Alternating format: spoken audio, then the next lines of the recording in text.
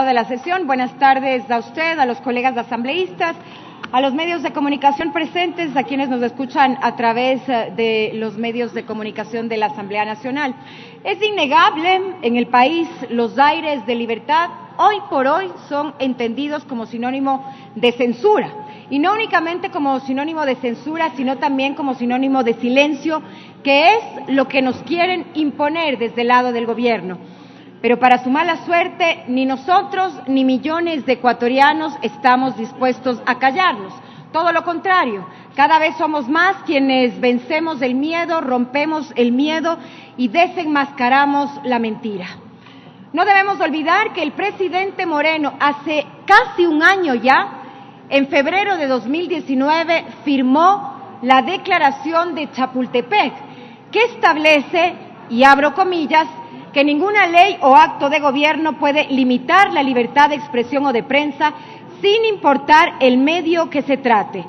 Sin embargo, desde hace varios meses ya y de manera reiterativa, en el país se ha venido dando retrocesos en lo que tiene que ver con el detrimento de nuestras garantías democráticas que están consagradas en la Constitución y en la ley.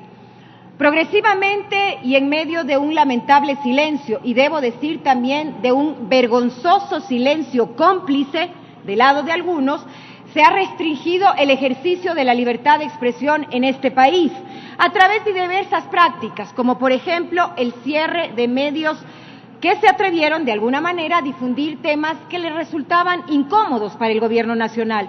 El bloqueo de portales web, por ejemplo, el bloqueo de redes sociales y canales internacionales que además fueron críticas con el accionar de este gobierno.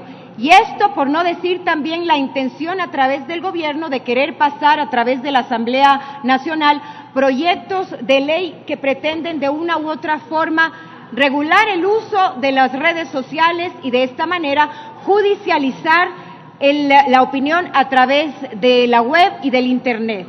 Y como lo advierte, ojo, porque esto no lo decimos nosotros, esto lo advierte el relator especial de las Naciones Unidas para la libertad de expresión, las detenciones arbitrarias, dice él, que han afectado a la comunidad de desarrolladores de herramientas digitales. Insisto, no lo dice esta bancada, lo dice el relator especial para la libertad de opinión de las Naciones Unidas.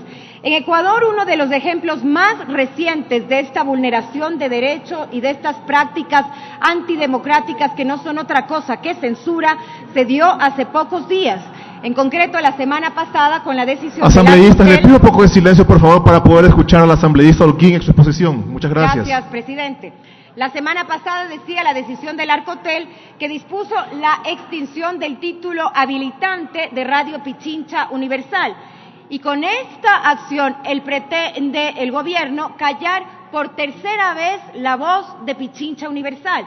El primer intento se dio el 4 de abril de 2019, cuando se apagó la emisión de la radio por una supuesta deuda.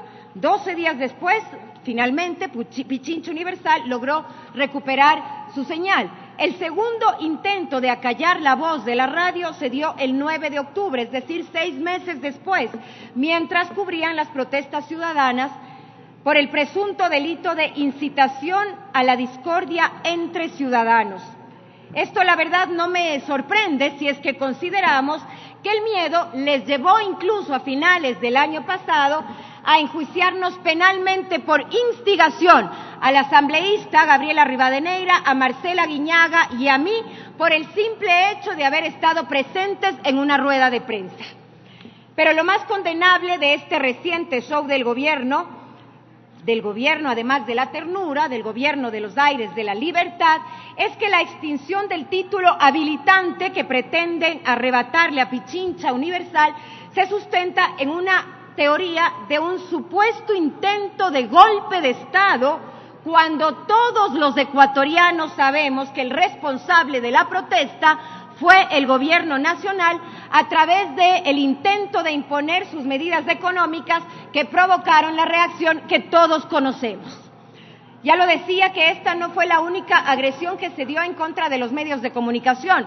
El portal de Noticias de Ecuador de inmediato también salió del aire inesperadamente. Asimismo, luego de unos meses posteriores, pasó lo mismo con el portal informativo Ruta Crítica. Y oh sorpresa, estos dos medios de comunicación alternativos son medios que se han mostrado de alguna manera crítica a las políticas estatales. Críticos, insisto, a las políticas estatales, no críticos a una persona en particular. Estas acciones demuestran entonces que vivimos en un país en donde un puñado de políticos temerosos intentan acorralar la verdad para impedir que se descubran sus mentiras. Esto es lo que ocurre en el Ecuador. Por todo lo expuesto, señor presidente, colegas asambleístas, esta tarde espero contar con su apoyo para solicitar lo siguiente. Primero, la comparecencia ante la Comisión de Derechos Colectivos del abogado Ricardo Freire Granja, director ejecutivo de la Agencia de Regulación y Control de las Telecomunicaciones, para que argumente la resolución del pasado 23 de enero, en donde se dispuso la extinción del título habilitante de Radio Pichincha Universal.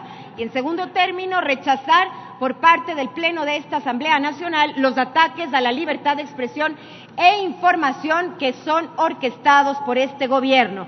Debemos entender que la libertad de expresión no le corresponde a un gobierno, la libertad de expresión le corresponde a todos y cada uno de los ecuatorianos.